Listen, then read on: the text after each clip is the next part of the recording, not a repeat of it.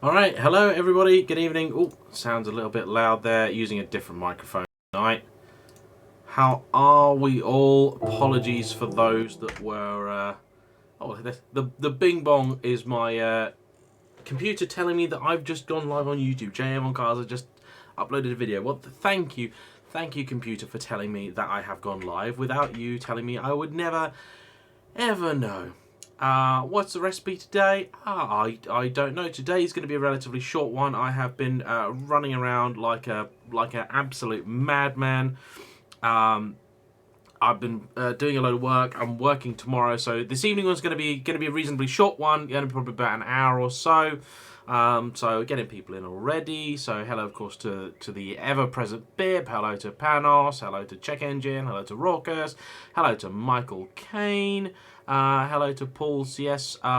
Questions are coming through already. What do I think about Chris Harris buying an M2 competition? I didn't know that he was buying an M2 competition. Well, Chris Harris knows what he's doing with cars, doesn't he? So he's yeah.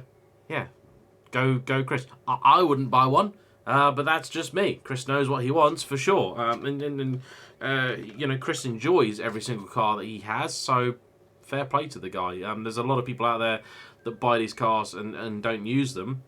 I'm literally just watching just before I went live. Why am I the one YouTuber where the live feed is as good as my videos? Well, if you're thinking from a technical perspective, the simple reason is that because I use the exact same setup. Otherwise, I could not possibly say. That would be for you all to decide. Yeah, I was watching earlier Supercars of London's latest video where his Murcielago has come back from Barkaways. It's just been painted. And it looks stunning. It looks absolutely magnificent. He keeps talking about buying another supercar, and I really, really, really want him to do well and to use that car and enjoy it, because I just don't feel like he has used that car at all. Like, I feel like that car has got nowhere near as much use as it deserves. It seems to go through the Hatfield Tunnel a dozen times, and that's about it.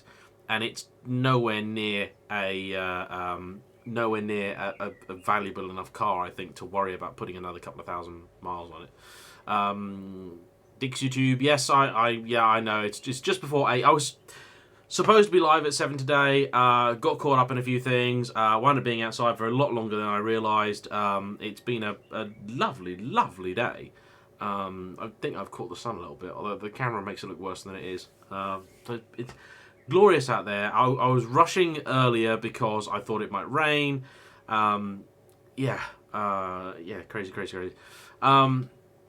Okay, alright, questions coming through. Which do I prefer, 901 Boxed S or the Alpine A110? Boxed S, I think. Question for transmission wine, what denotes supercar? Okay, so the big one.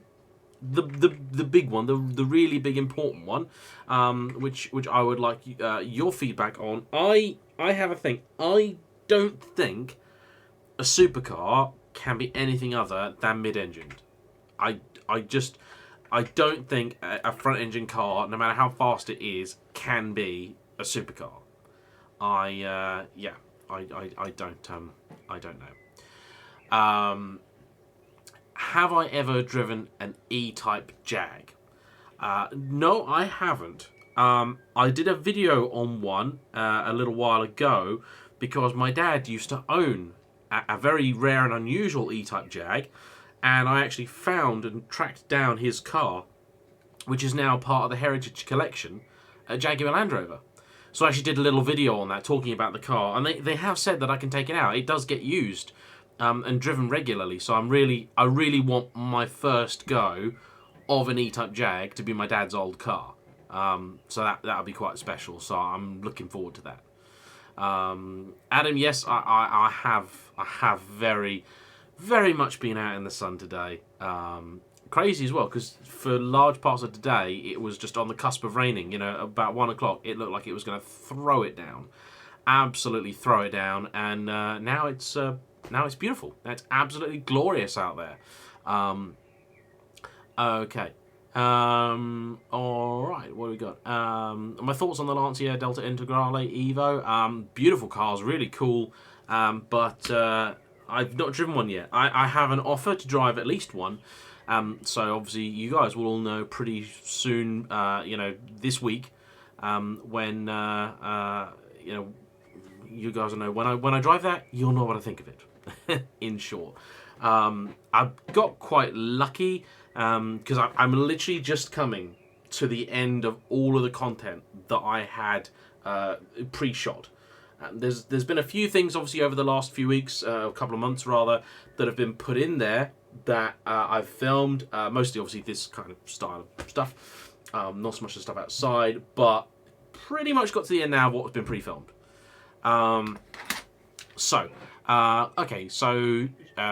Jordan has a question. He has a motoring dilemma.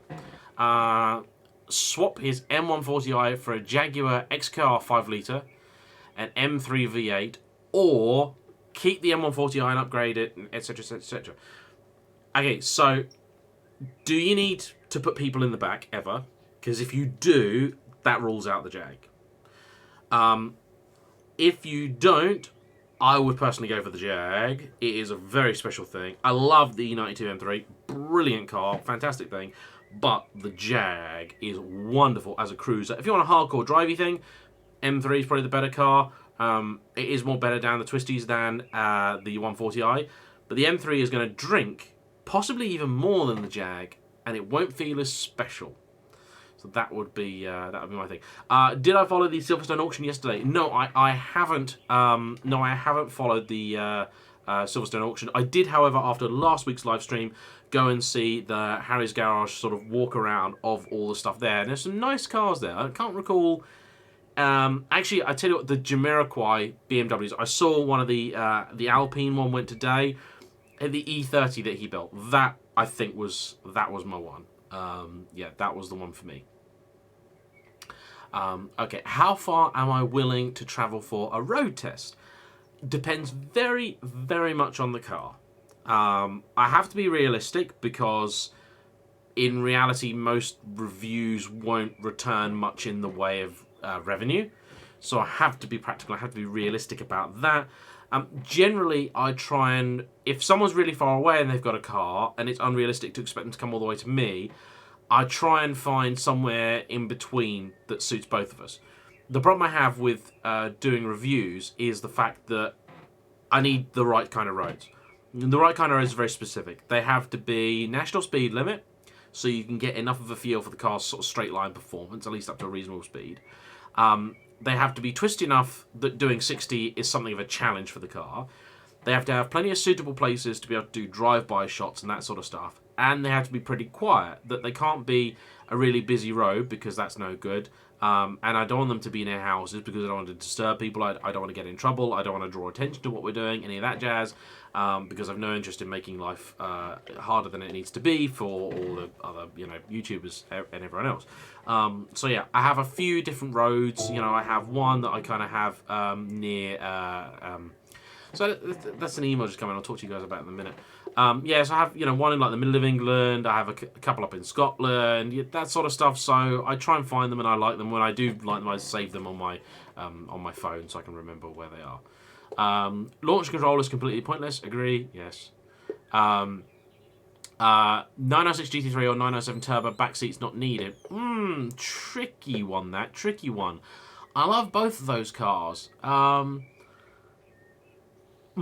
I think probably the 997 Turbo, because the 996 GT3 is pretty hardcore, and the interior is a bit rubbishy, and the 997 Turbo is still amazing.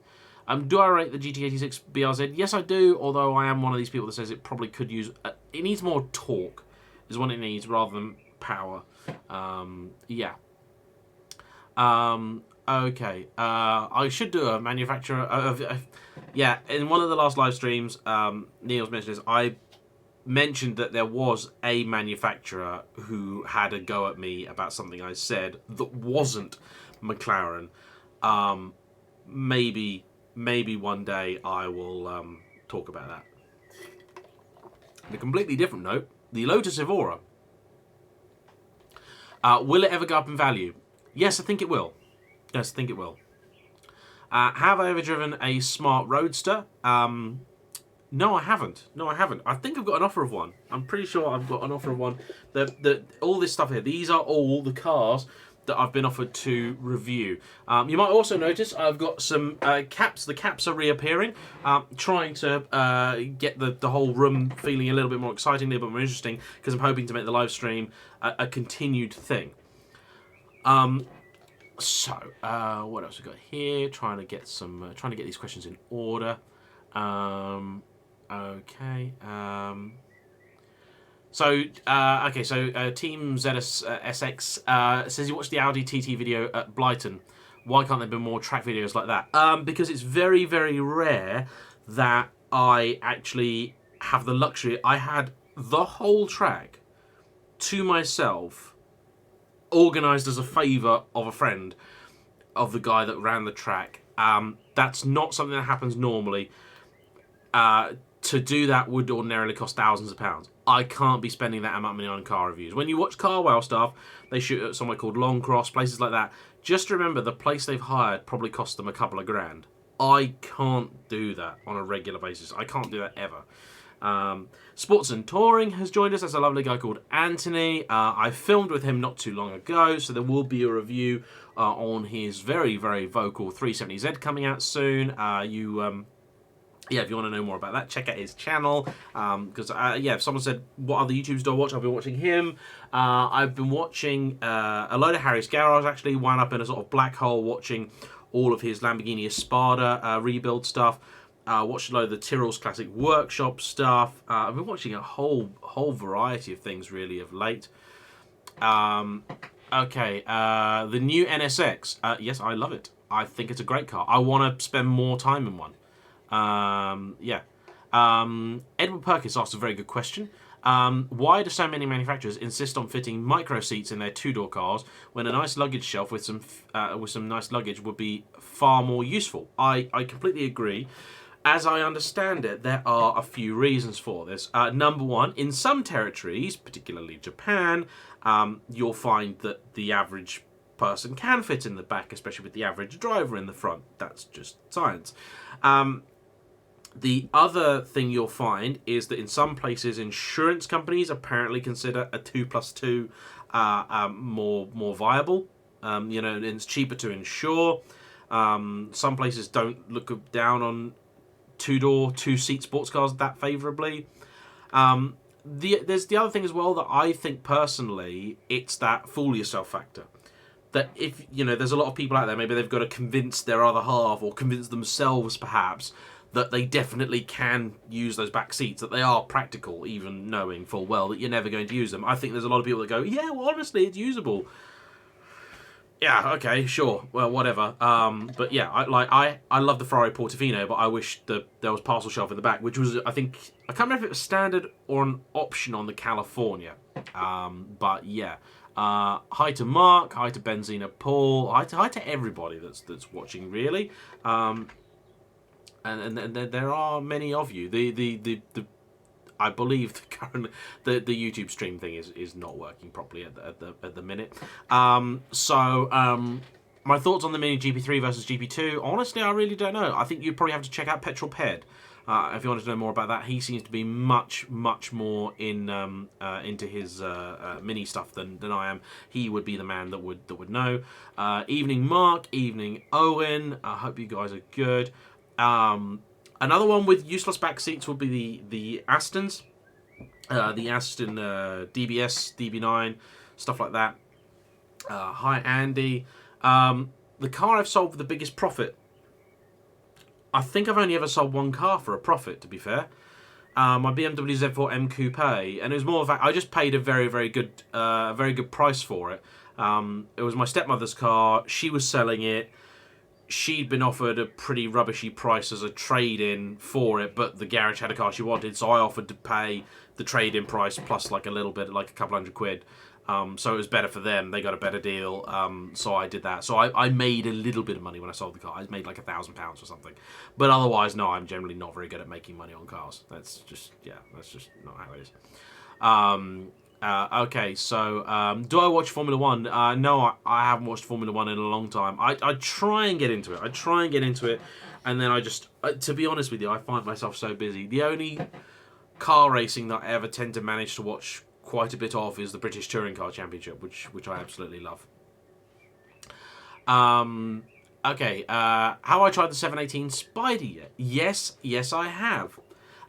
Yes, I have tried the 718 Spider, and I must apologise to Roger Bagley, who's the chap that owns the car that I drove, because he's been very patient in waiting for that video to come out, as have a bunch of other people. So what happened was I was in the middle of filming like a Porsche week, and which was, well, it was supposed to be a 9/11 week. Then it evolved into like a Porsche month kind of thing. Yeah, it all kind of went a bit wrong because I was halfway through filming that when lockdown kicked in. So I've got about 4 things filmed, which I think is going to make a little 9/11 week in June. Or Porsche week in June. Andy, yes, absolutely want to test drive your Maserati when things settle down. Absolutely, gonna do that. When do I think all internal combustion engine cars will be banned from the roads? I don't know. Is the 718 Spider exhaust that disappointing? Yes, if you get into it from a 981 GTS, basically. My thoughts on cheap cars going up in value as the world economy takes a downturn. It depends, really. Because I think you're probably going to find more people that just decide they don't need a car at all. Also, we seem to be, and this is I guess it's a relatively recent thing. When I learned to drive, that was 13 and a bit years ago. All of my mates, pretty much without exception, all bought rubbish cars. 500 to £1,000 cars. If you owned a car, that's what it was. If you had posh parents, you had like a £3,000 car. That's how it worked.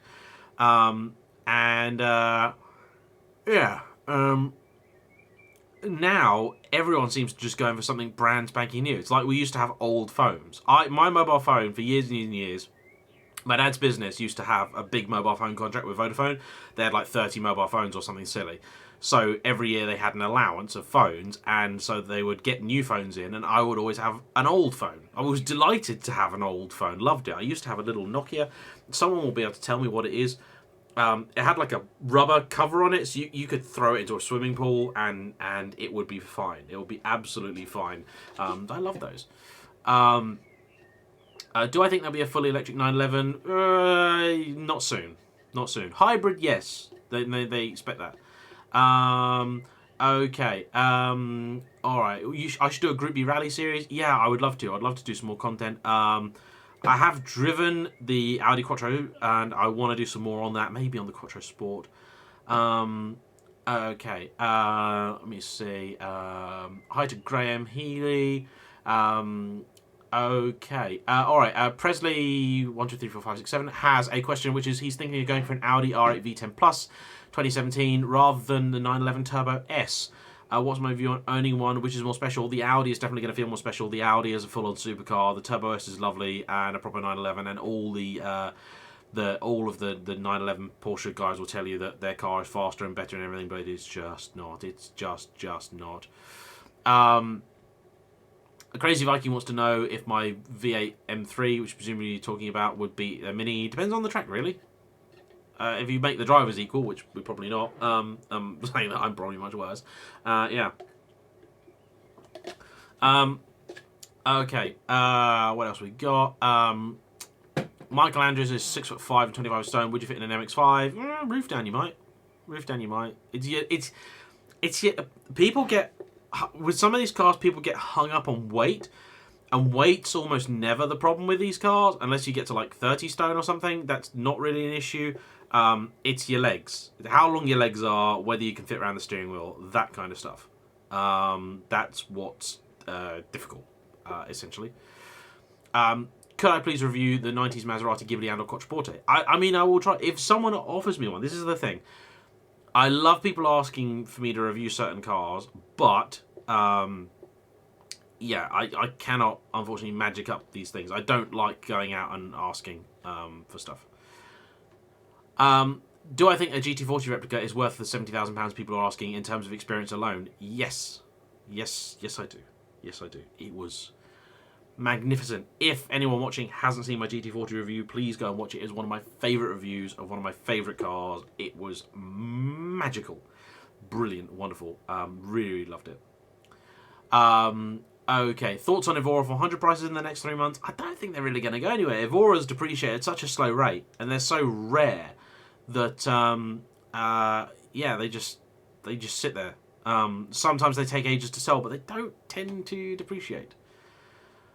Steve wants to know how I think the Evira will line up against the Valkyrie and the Project One. That is a very, very good question. They really need to make Evira as fast as they claim it is. And I kind of worry because when Evira came out, a lot of the specifications that they were quoting were extraordinarily vague and not very impressive. Like they said that the top speed is over 200 miles an hour and the 0 to 60 is like under 3 seconds, and you're like, yeah, of course it is. And then the car's going to be able to give full performance for at least 7 minutes, which we all know means it will do 1 lap of the Nürburgring and then it will overheat. That's what they mean, and I'm like, I don't know. Paul, who had the FN2, hi Paul, asked, have I ever driven a CRX? No, I haven't. It's one of my great regrets. I think somebody's offered me a CRX. I can't remember who. I can't see it on the list. But I really want to go a CRX. It was one of my dad's favourite cars from like the 80s. His bosses used to race them. Okay. Alright. So, okay. Speedy London says, don't know what to get. £65,000, Vantage V12 manual, or, well, you're not going to get a McLaren 650S for 65 grand, I don't think. You'll get into a 12C, and there's a very nice 12C up for sale in Scotland. And if I was going to buy a 12C, that's the one I would buy. Yeah, the Vantage V12, just get one that's been looked after. I mean, it may throw a big bill at you at some point in time, but the McLaren's just as likely to. So I wouldn't really worry that too much. Okay. How I bought the new supercar. Wait and see. Alright. Have I ever driven the original NSX? Asks Andrew Mark. Yes, I have, and I've done a nice video, nice review on it. It was one of the most beautiful NSXs, one of the best examples you'll ever see. Will Sebastian Vettel get another seat in F1? I really don't know, but I have my suspicions. I'm not sure he will. Was I Paragon or Renegade or Mass Effect? I was an absolute Paragon. I was goody two-shoes on Mass Effect, I'll have you know.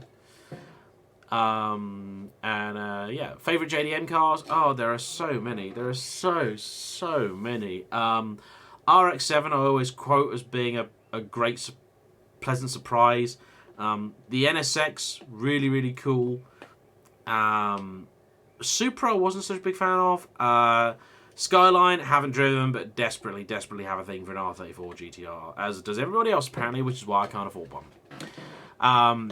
Okay, what are my thoughts on fast minis? Fast minis are a lot of fun. I'm not so big on the older ones. Okay. Okie dokie. Alright, Anders has a Stinger GT as a daily driver. Good shout, sir. And a 718 GTS 4 litre incoming. And he's looking to add something supercar-ish.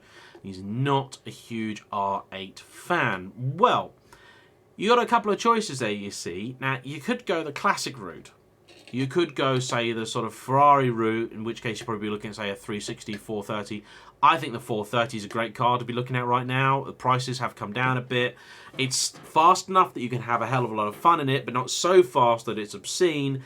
It's comfortable. It's a nice place to be. It's still got some modern features. It's very well built. It sounds amazing.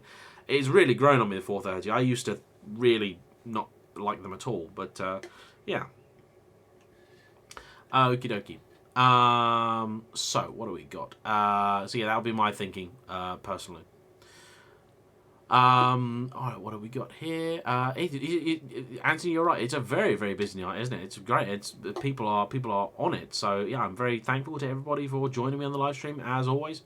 Oh, okay, here's a good one. 2012 Cayman R or 2012-14 Evora S. If it is going to be your only car, yeah, I'd say the Evora is a very good shout. Do drive quite a few, because every single Evora, especially early ones, they all drive slightly differently. Yeah, so I would go for that.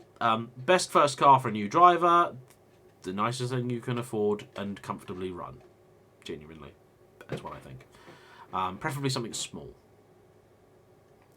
Have I seen the Chasing Perfection documentary? No, I haven't. That sounds quite good, though. That sounds quite good. Bib's going for a beer. Should have special brew or tenants. Well, I'm teetotal, so special brew. It's Sunday. You know, what have we got to get up for in the morning, right? Actually, I've got to get up for work.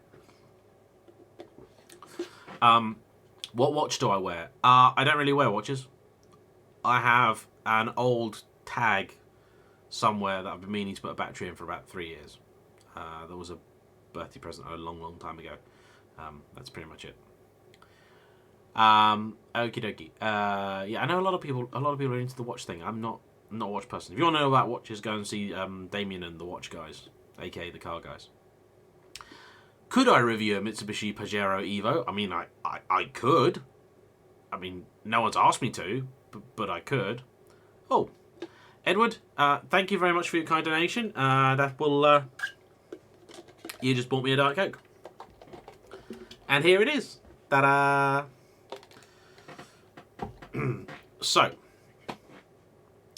all right. Let me see. Let me have a look.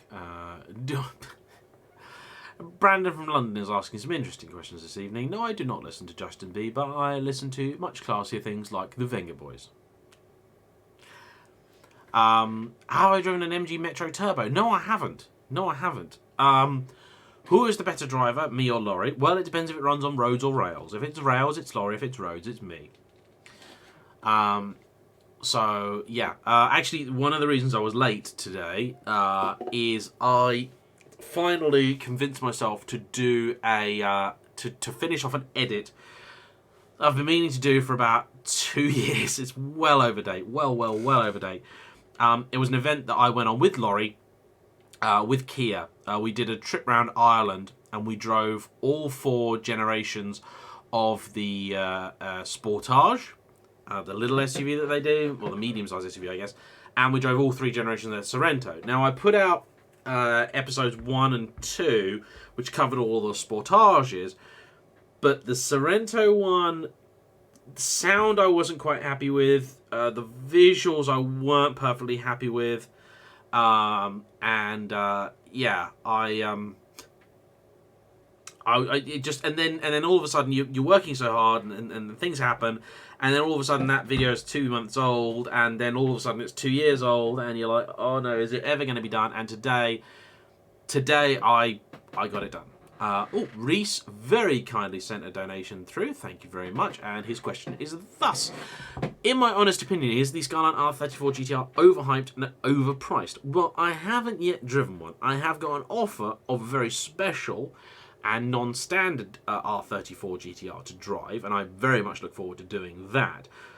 But I can't help but think that it is. Now, many years ago, when I was looking at buying my Lotus Evora, I had a budget of about £60,000 to £70,000 for a car, and I spent a long time agonising over what to buy, because this was a huge sum of money, and I knew it would be many years before I could spend that amount on a car again. I did dabble with the idea of an R34, because at the time I could have afforded one. Now, obviously, power of hindsight and all that jazz, I should have bought one, because I probably would have made a lot of money on it. But the reason I didn't go for one was twofold. The R34 Skylines came in 2 varieties. You got either bog standard, totally unmodified cars, which back then you're talking 30 to 40 grand. Now, that was already a lot more money than they ever had been, of course. And the thing is, I looked at them and I thought, they're about 300 odd horsepower, they're not especially light cars, and they have nasty, horrible 1990s Japanese car interiors. Which is fine if you're paying, say, like 10 grand for like the GT4 or the S2000 or something. But when you're paying 30, 40 grand, it's not really that great. And of course, if you get a standard car, You have to leave it standard. You can't start mucking around with it because it'll lose its value of being a standard car. Or you had cars which were all running about 600 horsepower, and every single year, you know, they had all these bills going, oh, I spent 20 grand on it last year, and the guy before that spent 20 grand on it, and the guy before that spent 20 grand on it. And I just thought, hang on a minute, are these guys all spending 20 grand on it because they want to, or because they have to? And I worried, because at that point in time, there was no way. If something big on those cars broke, I wouldn't be able to get it. The one that really got away was I saw, and I could have afforded, I could have bought an R34 GTR Mines. And I gave it some serious thought, never went and saw the car. The reason I didn't go for that was I just thought, Jesus, if something on that breaks, where am I going to find spare parts for that? How easy is it going to be to get parts?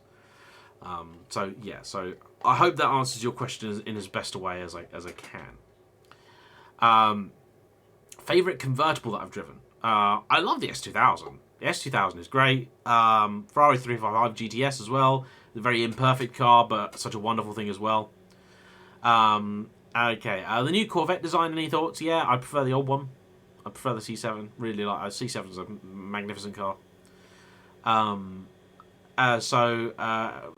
mentioned the Top Gear thing. A lot of people ask me, like, you know, or they say, oh, you should go on Top Gear, which is a lovely compliment to receive. It's a wonderful, brilliant thing for people to say, and I appreciate it every time people say that. And I've actually been asked a couple of times lately, Anders, Swedish krona, 100 Swedish krona. I've been to Sweden. 100 Swedish krona is probably about £2,000. So, thank you very much. Very kind.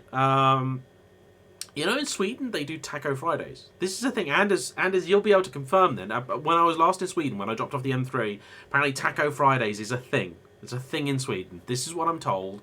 Maybe I've been misled by my hosts, but apparently that's a thing. Where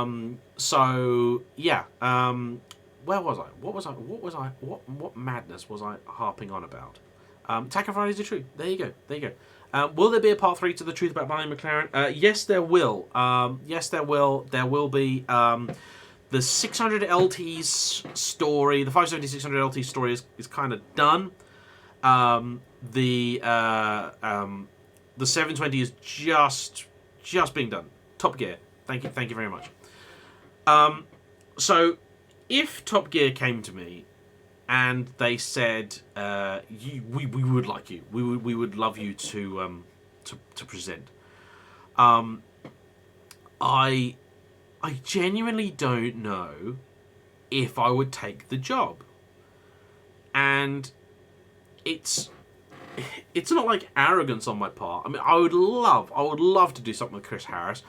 Great guy, amazing driver. But when you do Top Gear, you obviously have to stop doing your YouTube stuff. And I like doing my YouTube stuff. I really enjoy it. It's very, very fun. I mean, I have complete freedom. I am my own boss. I can do whatever I want. Yeah, sure, the stuff is not, top quality production stuff and all that jazz. And Top Gear obviously would be. The issue is that you have to stop doing YouTube, and Top Gear's not going to be a forever thing. You know, I wouldn't be on Top Gear for a year. You might be on there for a year. I get compared to Jason Dawes all the time anyway, so I might last on Top Gear as long as he does. And the problem is, if Top Gear then if the BBC decide they don't really want to use you on Top Gear anymore, if you're still on their contract, you are going to be kind of stuck. This is what happened with Rory Reid, is that, you know, he wasn't being used on Top Gear anymore, but he was still with the BBC. Which means he can't go off and do other stuff. They literally are keeping him in a cupboard, as it were. So he got out. I got massive respect for him. He got himself out of his contract, went over to Auto Trader, wherever it was. Auto Trader, I think. And he did that. So, yeah, I'm just not sure. I would love to, like, guest host an episode or something. That would be wonderful. That would be, like, a lifetime ambition. That would be, like, a ridiculous achievement. But I'm really happy with what I'm doing here, honestly. I mean, you know, I wouldn't get to do all this stuff if I was doing Top Gear and speak to all of you lovely people. So yeah, that's what I would like. Okay, yeah. So, what's my opinion on the chap doing 200 mile an hour in Sussex, and what do I think he was driving as he filmed it? Pretty sure the video you're talking about is the RS6. Big thank you to Neil for just sending €5, the currency of the future, probably. Oh god, that's a political hot potato. I'm going to go away now.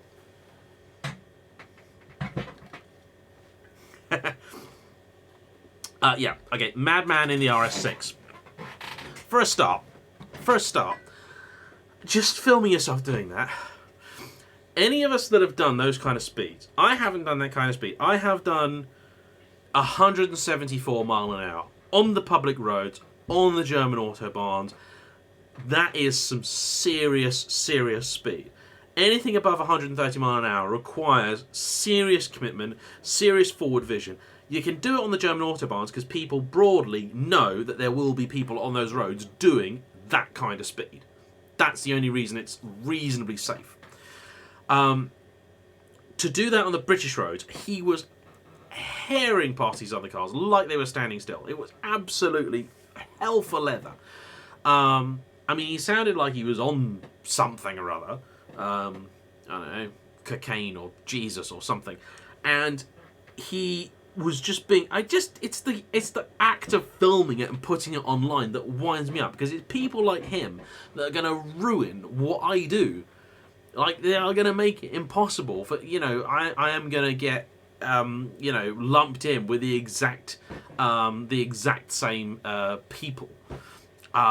It's just, it's frustrating. It's annoying. I think the 70 mile an hour speed limit on the motorways is a joke anyway. I think that's stupid. But yeah, doing 200 mile an hour, like, that is really asking for trouble. Yeah. So yeah. Which other YouTubers would I host Top Gear with? I think Top Gear, you need to go for some sort of variety. Some sort of, yeah, real variety. Which other YouTubers? Which would be like... I had someone the other day say that they would like to see me officially gassed and living life fast. That would be interesting. I feel like I would be the filling in that particular sandwich. So, yeah, who would I else? I'm trying to think now who would offer something a little bit different. Steph AB. Steph AB I really get on with well. And then perhaps, well, I want to say Ratarossa because he's a cool guy and I like him and he can do the sort of hands-on stuff. Maybe number 27, someone like that. Not Laurie, because I think Laurie would do stuff that's not necessarily strictly Top Gear. Laurie would be like extra gear. Laurie would be the, like, you know, HGV type guys, trains and all that sort of stuff. So yeah, Hubnut. Yeah, I could do it with Hubnut. Yeah, and Tim, yeah, Shmi potentially. Yeah, I've been watching Matt Armstrong's stuff lately as well. I was watching his stuff when before he got the S5, I think. Yeah, he's a cool guy, really nice. I hope things go well for him with the Bentley because, Owen's mentioned Gas Kings.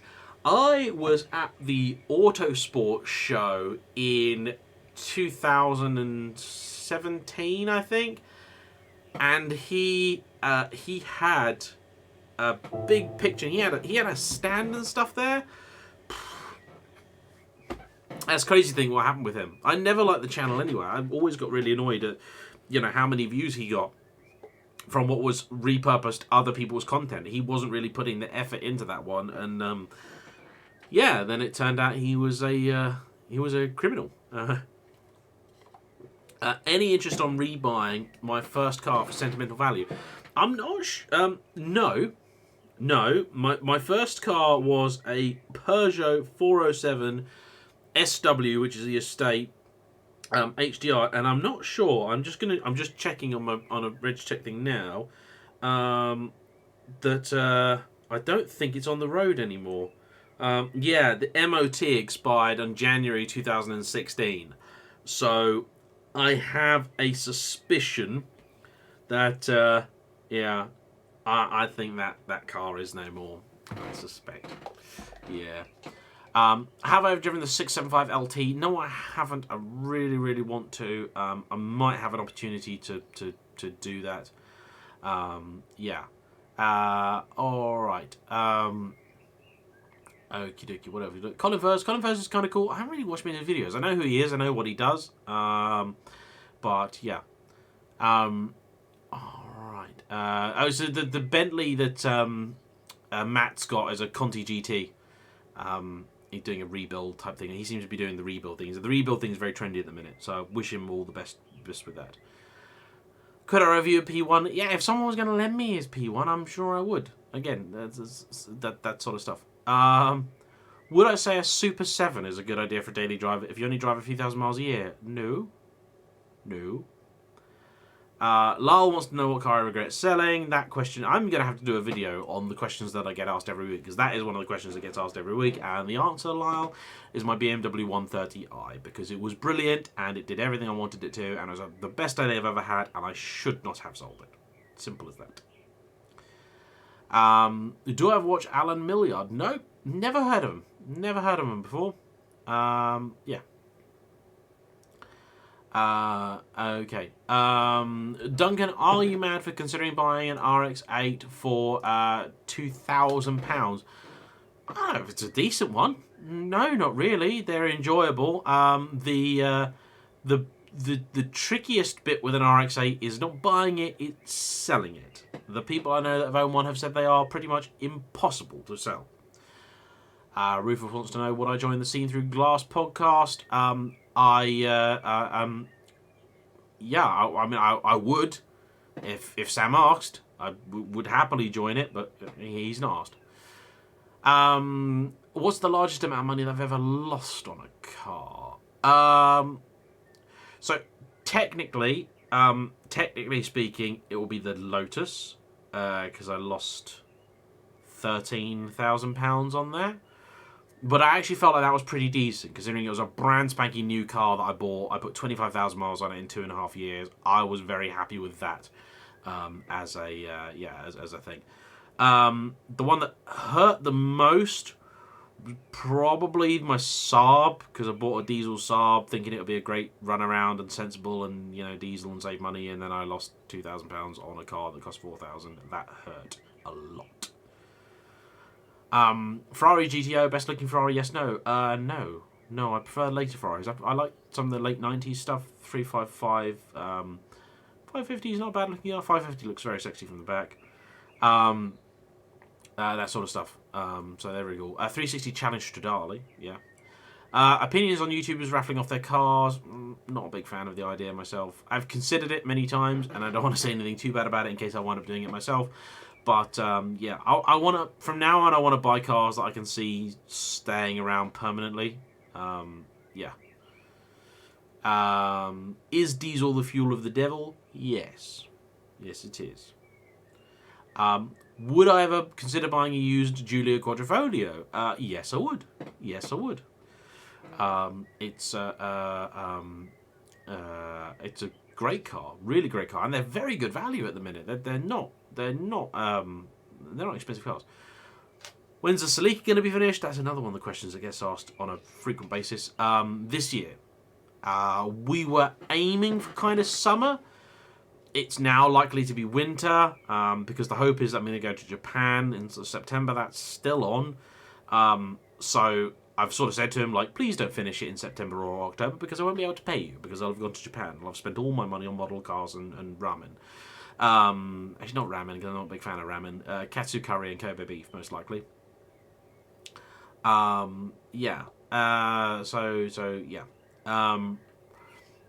My most expensive car, excluding the Evora, would have been the M3.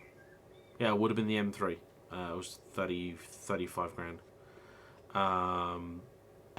Yeah. Who's currently in a worse position, Aston Martin or McLaren? I've spoken with quite a few people about this recently. Now I've had quite a bit more time to think about it. Mr. McCarb asks if there's any American content coming soon. American muscle cars? Yes. Yes, there are lots more American muscle cars coming. I am going to be going up and working with a dealership, because at the moment, that's actually the easiest way for me to make content, because I can go out with my girlfriend who operates as camera woman on drive-by stuff, so I can do the whole social distancing bit. Yeah, there's a garage that has offered me the use of their facilities and use of their fleet, so that I can, yeah, go and do that. So yeah, loads more American classics coming to the channel soon. People don't seem to watch the content, so I'm hoping you guys will, and you can all share it everywhere that you like it. But yeah, I love doing those. They're crazy cars. They're very different. It's me out of my comfort zone, and I love it when that happens. Yeah, so the problem with Aston versus McLaren is this.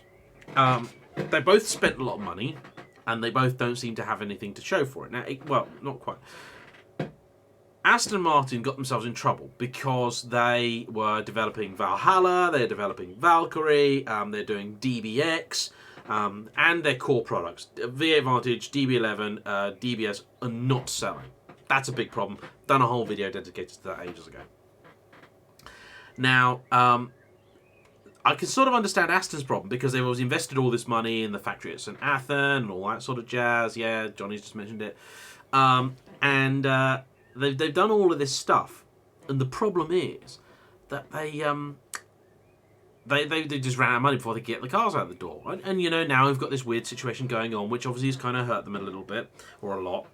And I can kind of understand them sort of needing a bit of a cash injection just to get through things. And then, because at the end of this, they're going to have, you know what, 3 new models they can sell. McLaren's problem's a little bit different because they were in trouble anyway. They've been spending, and yeah, they just don't. You know, they want 300 million.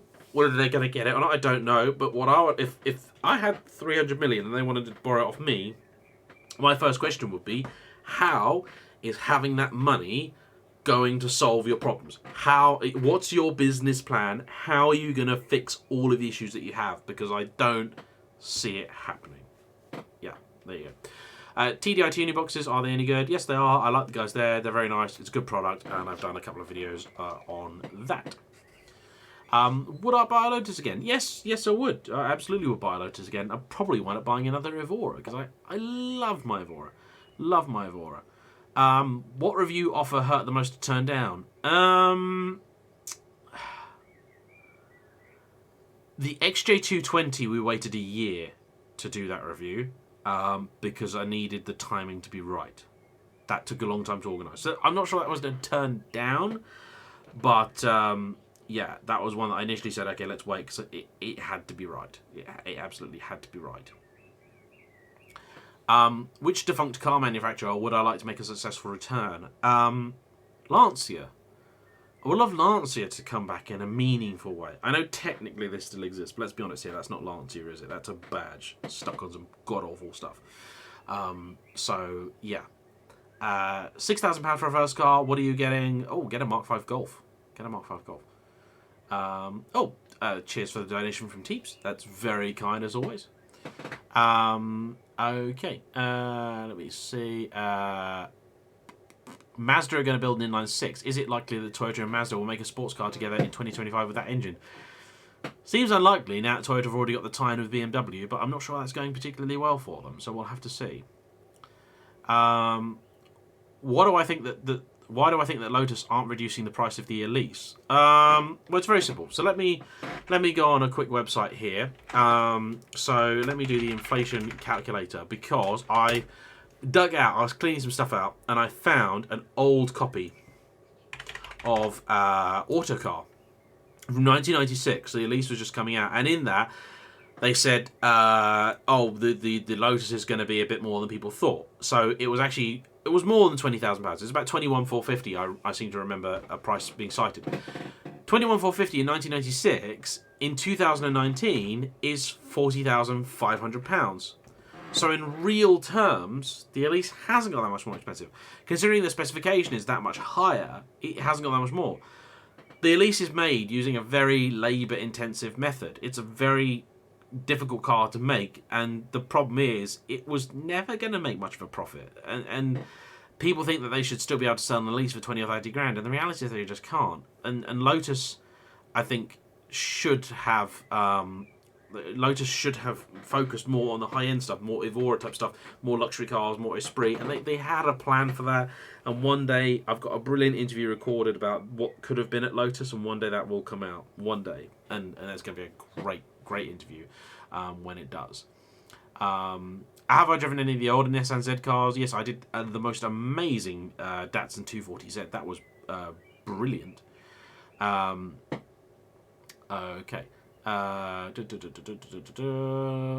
love to see straight 8s again. What are my thoughts? Yeah, it's never going to happen. I know a garage in North Carolina where I visit, and there's a chap has a straight 8, and next time I go out there, it should hopefully be working. So yeah, 911 Singer or Tag Turbo Singer.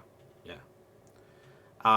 What's my opinion on owning a TVR Cerbera? The 8. Do you mean the 8-cylinder? Because I don't think I can't remember if that's called the SP8. Yeah, it's a cool car. I mean, be prepared for some hassle with it and people being very confused. But yeah. Okay. What's my ideal powertrain layout in a car for enjoyment alone? It's tricky, really. I think front-engine rear-wheel drive is kind of the most fun. I have to be in the mood to enjoy mid-engine cars, I think. I used to really lust after mid-engine cars, and I've enjoyed quite a few of them. Have the best cars already been made? Great question. I think in some ways they probably have. I have a strong feeling that the 90s was really like a golden period for cars, because we had this amazing design, handmade design in many cases, that sort of evolved over a long period of time, but done with computer assistance. So stuff was made to a higher standard than it ever had been. Now, on the flip side, of course, it means you have very basic electronics by modern standards, which sometimes fail and aren't very good, rather than stuff being purely mechanical. But you know, I really, really like it. Thoughts on the Targa? I love the Targa. I used to have a 993 Targa before YouTube. Really, really cool car. Yeah, I enjoy them. I love the look of the new Targa. They're really, really cool. What's my opinion of the TVR Griffith? Do you mean the old one or the new one? The old one, I actually always prefer the look of the Chimera myself. Do I think TVR will survive? No, I think they're dead already.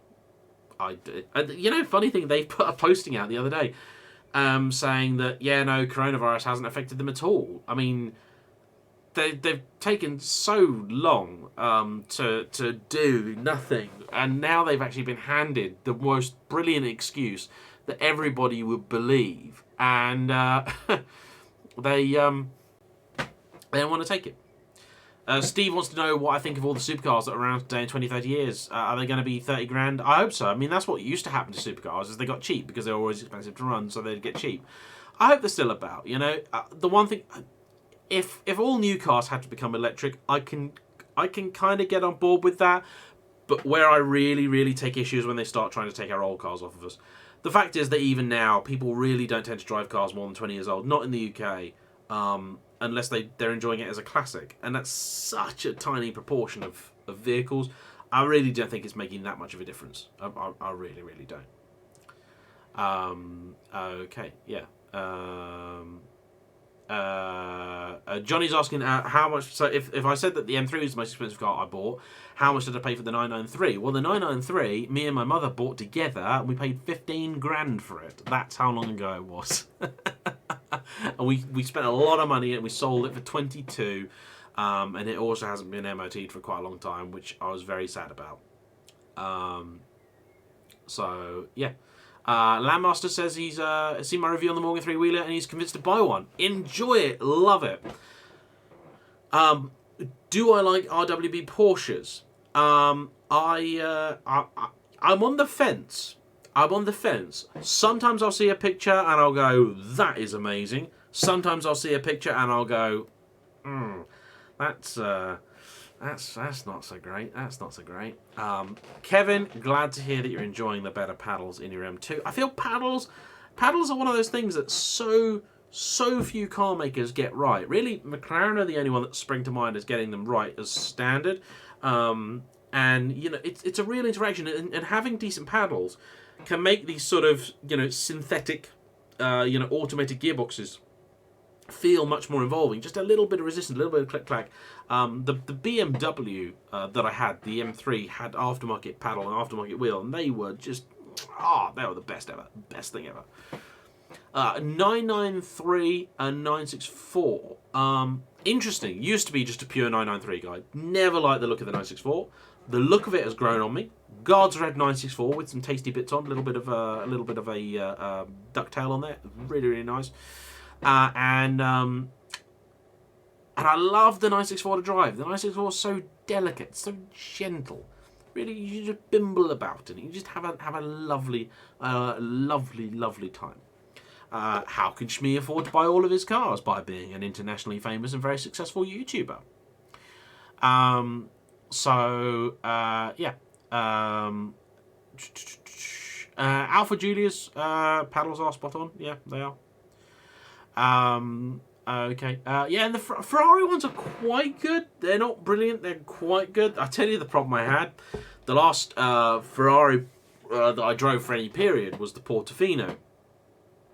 And it has all of the buttons on the steering wheel. So you got indicators on the steering wheel, and the paddles then don't move. Whereas all the other paddle shift cars that I drove, the paddles move. And generally I like the paddles not moving, but you kind of get used to one or the other.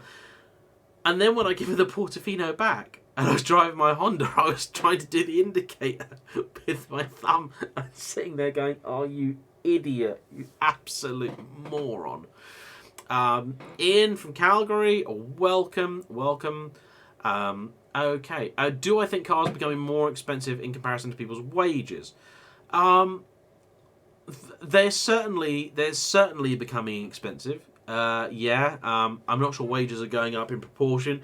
I guess what's happening is that finance is becoming more prevalent, so people are now just looking at the monthlies. People aren't really looking at that whole thing. And while cars were holding their money, and while everything was good, money was cheap, this wasn't really a problem. People were getting cars that historically would be, way beyond their means. And so I don't know whether we're going to see that change. I mean, that's the bad thing that's happened with finance, is we've made cars really expensive. And we've got to the stage where, people can then only afford a car if it's financed, and that's a little bit of a problem. But I guess if you look at cars, what we sold as like a normal car 25 years ago, people aren't going to want to go back to that. Cars were not great. I mean, I think, well, they were great, weren't they, in so many ways, and they had so many things sort of right about them, but people expect a stupid level of stuff in their cars. Seth asks, is it bad that he's in the market for a car right now? No, not at all. It's a brilliant time to be in the car market, I think, because a lot of car dealers are not doing a lot of business, so they should hopefully be grateful for yours. So I think it's actually if you can afford it, it's a very, very good time to be a car buyer. The best it has been for quite some time. Okie dokie. What I think is going to happen to the classic Porsche market? It's slowed down quite a bit. I haven't been keeping too close an eye on it, but end of last year in particular, it was really, really sort of, easing off. Okay, so I'm going to be on for about another 10 minutes because I need to get any night tonight, so do keep the questions coming in. What do I think of Jay Leno's car collection? He's a brilliant car collection. No, of course he doesn't need all those cars. He only needs one car, doesn't he? But that's the point in a collection, isn't it? And more importantly, he uses the car. It's only wasteful if they're not driven. If they're roadworthy cars that aren't driven, that is a waste. Jay loves his cars. He talks about them all the time. He drives them. A friend of mine who lives in LA posted a picture of him driving some old vintage Bentley or something, to the studio, and he's a proper enthusiast. He's a proper collector. He's the sort of guy, pretty sure I could, chat with for quite some time, and would love to.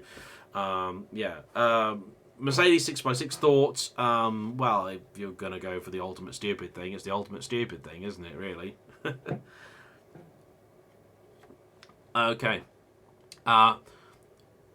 When we could easily emulate the torque curve of a petrol engine, so that manual gears could be used and enjoyed, why does no one do this? Well, gears in an electric car don't make a lot of sense from an engineering perspective, but I guess what you could almost look at is sort of like some sort of torque curve, like what Ferrari do with their turbo engines, because turbo engines naturally want to have a sort of a flatter torque curve.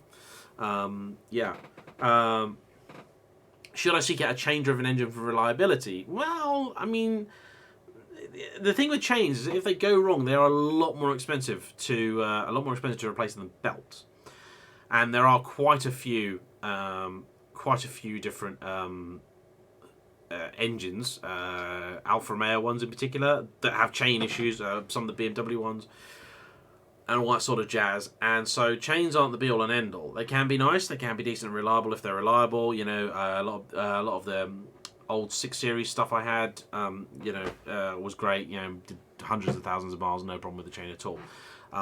But yeah, I wouldn't buy something based just on that. Okay. Thoughts on modern reproductions of classic cars, e.g. the Bullet Mustang? Well, the Bullet Mustang's okay because they're not asking stupid money for it. You know, as long as they're aware of the fact that it's just a paint job and that sort of stuff, that's fine. As long as you're charging appropriate money. It's when stuff is a crazy price that it's nuts. Invocar or Robin Reliant? It's a Reliant Robin.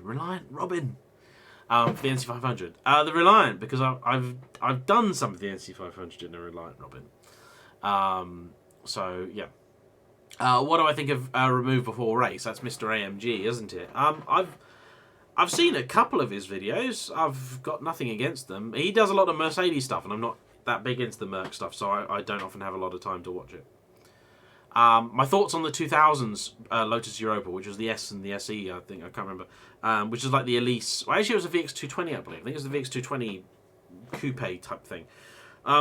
Interesting car. I don't know why they're surprised that nobody bought the damn thing. Transporter or Transit? Ooh, good one. I do like the I do like the Transit Customs. They're quite sexy, but then they're quite expensive for a Ford van. What car did I like the least, which I've now grown to love? Okay, purely from a aesthetic perspective, the Ferrari 308, 328. My dad actually had a 328 years ago. You know, when they weren't obscene money. And I never liked the shape of it. I don't remember it very well because I was too young. But yeah, they've grown on me. The shape has really grown on me. Anthony at Sports and Touring asks about this week's £1 million GTR, which he's done a video on and is very sneakily asking about that. I think it's an odd thing to look at. Some angles I love, some I don't. This is the Ital design GTR, but the price is bonkers. The price is bananas. It's still a GTR underneath, and quite frankly, the looks of the GTR actually that's another one. The GTR has grown on me. The looks of the GTR has really grown on me. So I just think it's nuts. Would I rather drive the Batmobile or the Pink Panther car? Batmobile. But the old school Batmobile, like Michael Keaton's one, I think. Yeah, the enormous, impractical one. A Ferrari 308 versus a good Dino replica. 308. Yeah, I don't know why, especially when you consider that the 308 is the car that replaced the Dino. I know people go gooey over the Dino, most beautiful car ever, all that jazz. I